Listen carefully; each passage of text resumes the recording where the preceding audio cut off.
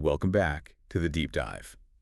If you've ever felt that starting to invest is just wading through this incredibly confusing soup of jargon, like asset allocation, capital gains, tax-advantaged retirement Oh, vehicles. yeah. That sounds intimidating. Totally. You are definitely not alone. Yeah. But the thing is, according to all the expert guides we looked at, investing is pretty much the most powerful tool you have to secure your financial future. It really is.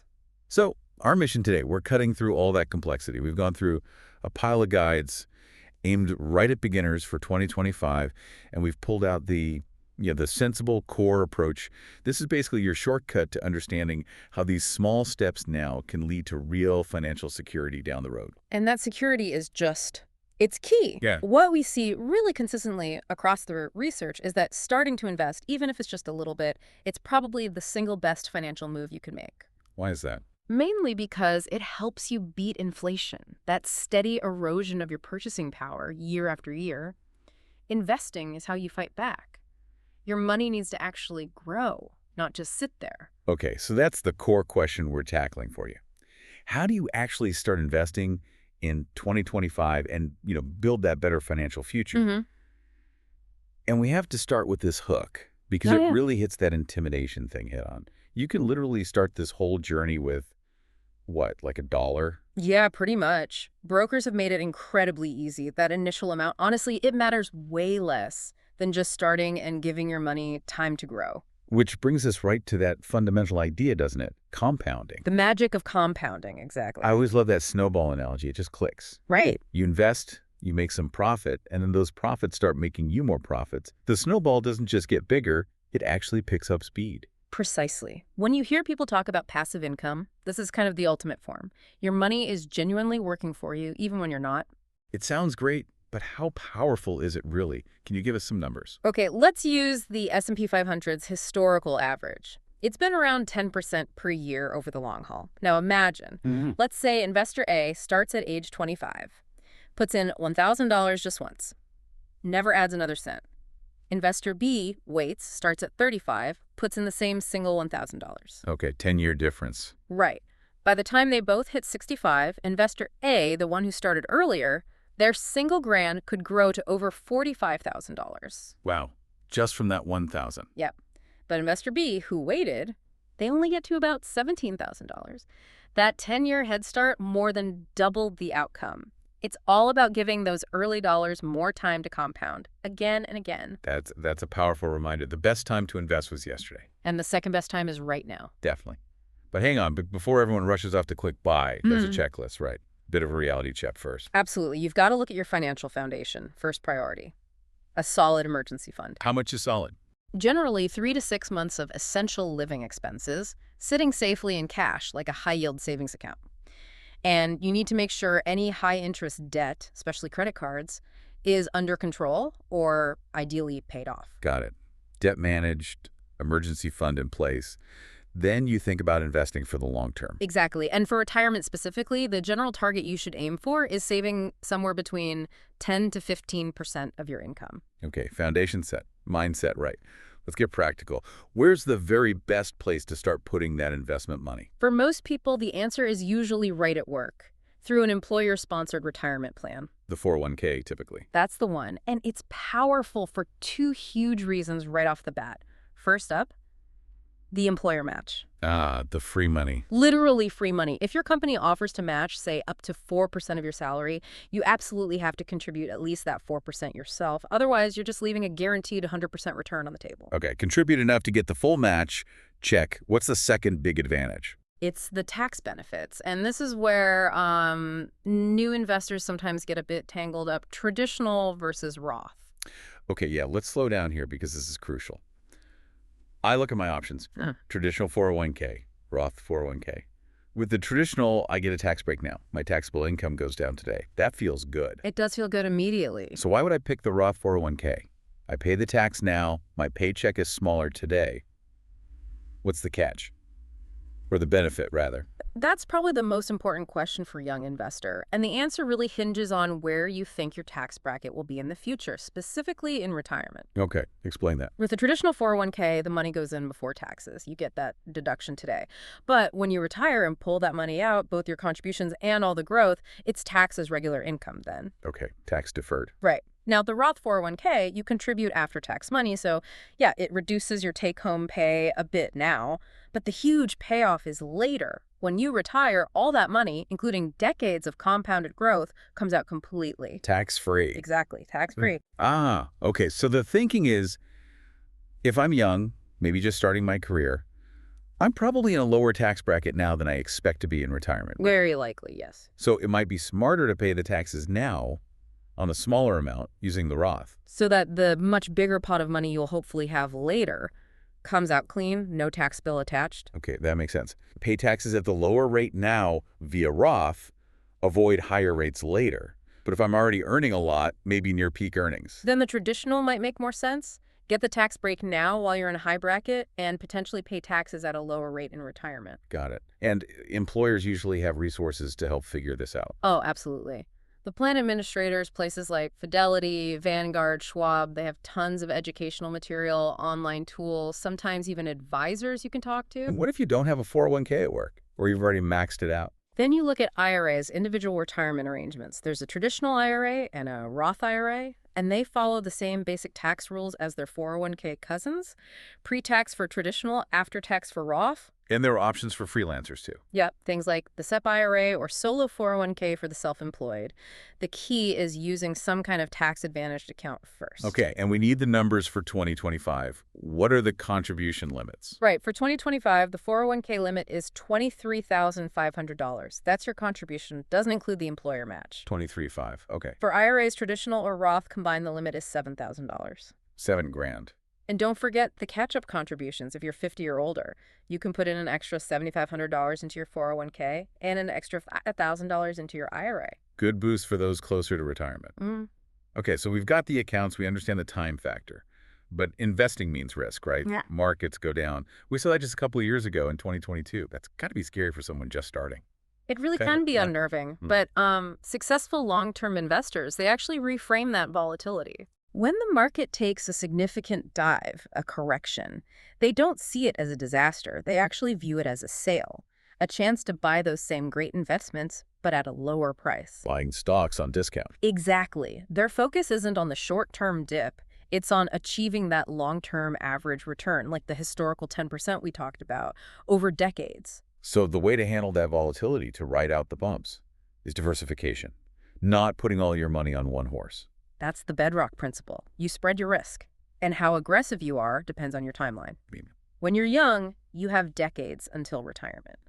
You can afford to take on more risk, meaning hold more stocks because you have plenty of time to recover from any downturns. But as you get closer to needing that money... Like within 5 or 10 years of retirement. Right. You need to gradually dial back the risk. Shift some of that money from potentially volatile stocks into more stable things like bonds. Okay, but diversifying sounds complicated too. Do I need to buy dozens of different things? Thankfully, no. That's where investment funds come in. They make diversification super easy. You really don't need to be picking individual stocks. Let's talk about the main types. First up, index funds. Index funds are kind of the superstars of passive investing. The idea is simple. Instead of trying to beat the market by picking winners. Which is really hard to do consistently. Exactly. You just buy the entire market or a big slice of it, like the S&P 500. You own tiny pieces of all those companies. So you get the market's average return minus very low fees, and you're automatically diversified. Precisely. It takes away the risk of any single company blowing up and hurting you badly. They're standard in most 401ks for a reason. Okay, index funds. What about target date funds? You mentioned those. Target date funds. These are the ultimate set it and forget it option. Really brilliant for beginners who just want it handled. How do they work? You pick a fund with a year in its name that's close to when you expect to retire.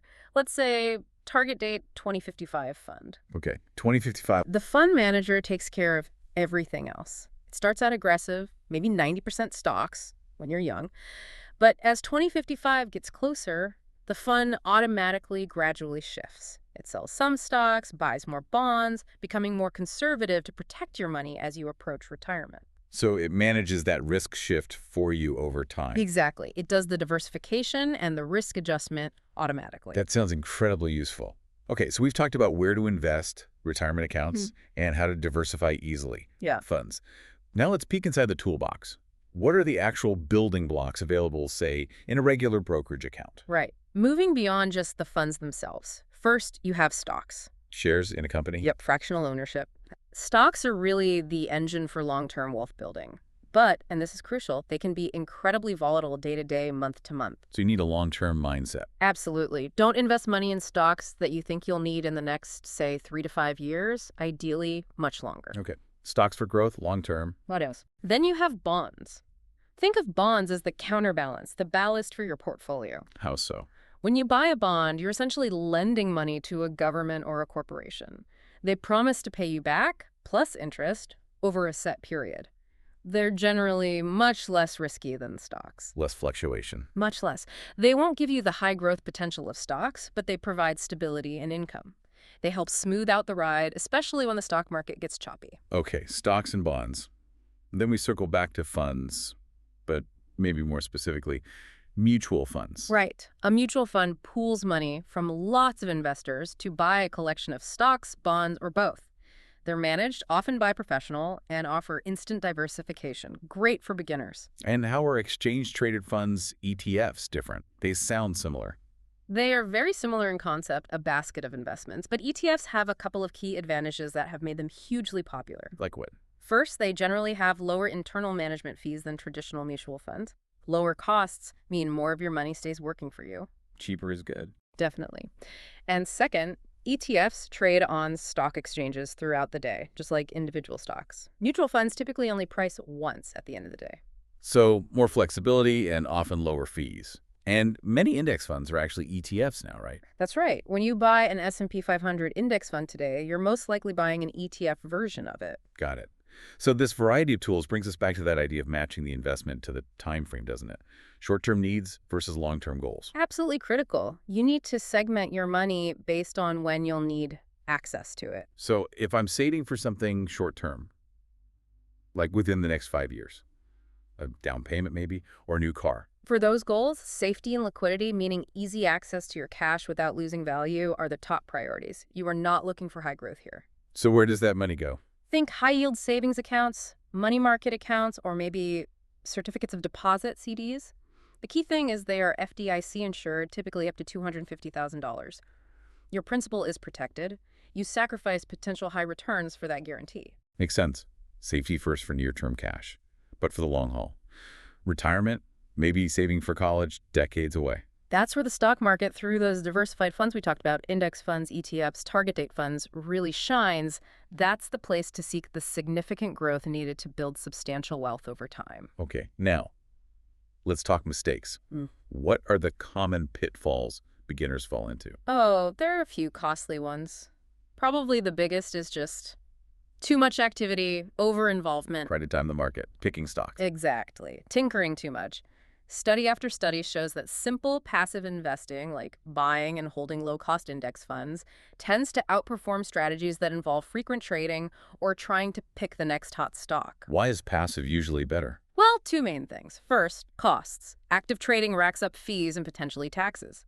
Even small fees compound against you over decades, really eating into your returns. Okay, fees add up. Second, it's just incredibly hard, bordering on impossible, to consistently time the market right. You have to guess correctly when to get out and when to get back in. Emotions, fear, and greed inevitably lead most people to buy high and sell low. So the better approach is automate. Pretty much. Set up regular automatic investments into low-cost, diversified funds, and then try to ignore it. Check your accounts maybe a few times a year, not every day. It leads to better returns and way more peace of mind. Okay, avoid tinkering. What's mistake number 2? Misusing those retirement accounts. We talked about the 401ks and IRAs. Remember, they have those special tax advantages specifically for retirement savings. Right, the tax breaks. If you pull money out early, before age 59 and a half usually, you'll likely owe regular income tax on the withdrawal. Plus, a painful 10% penalty from the IRS on top of that. Ouch. 10% penalty. It's a significant hit. Even if you take a loan from your 401k, which some plans allow, there are strict rules, you generally have to pay it back within 5 years. If you leave your job with an outstanding loan or don't repay on time, Penalty time again. that outstanding balance is often treated as an early withdrawal. Bam, income tax plus the 10% penalty. The bottom line is, treat your retirement accounts as sacred ground, untouchable until retirement. Sound advice. Okay, final point. Getting help. It's okay to seek advice, right? But how do you do it smartly? Absolutely. Seeking advice can be wise, especially if you feel overwhelmed. But the key is to look for a fee-only fiduciary. Break that down. Fiduciary. Fee only. A fiduciary is legally obligated to act in your best financial interest. That sounds obvious, but not everyone in the financial industry has that legal requirement. Okay, so they have to put my interests first. And fee only. Fee only means they're paid only by you. The client may be an hourly rate, a flat fee for a plan, or a percentage of the assets they manage for you. They do not get paid commissions for selling you specific insurance products or mutual funds. Ah, so that removes a major conflict of interest. Yeah. They're recommending what's best for me, not what pays them the biggest commission. Exactly. It leads to advice that is much more likely to be unbiased and truly aligned with your goals. Got it. Fee-only fiduciary. That's the gold standard. It really is. So let's try and tie this all together. For you, starting out in 2025, what's the gist? Okay, the takeaway. It means the core ideas are simpler than you might think. Start now. Use those tax-advantaged accounts first, 401k, IRA. Make that informed choice between Roth and traditional based on your tax situation. Then diversify. Absolutely. Embrace diversification instantly with low-cost index funds or target date funds. Understand that how much risk you take depends on your time horizon, how long until you need the money. Then crucially. Automate your savings and investments, and then try really hard to leave them alone. Avoid the urge to constantly check or trade. And the good news is this is all more accessible than ever before, right? Totally. Zero commission trading is common now. Fund fees, especially for index ETFs, are incredibly low. You have robo-advisors offering automated management for low fees. The barriers to entry have really fallen. You can genuinely start today with just a small amount. We've established that investing, using the market, is your best tool to make your money grow faster than inflation over the long run, building your purchasing power through compounding. Right. So here's a final thought to chew on. We know inflation is always there, silently eating away at the value of every dollar. If compounding lets your money make money, how should thinking about inflation's future impact, maybe it stays low, maybe it spikes again, influence how aggressive you decide to be with your investments today, especially looking out over 30 or 40 years? That balance between needing growth to beat inflation versus managing risk. Interesting. Something to think about.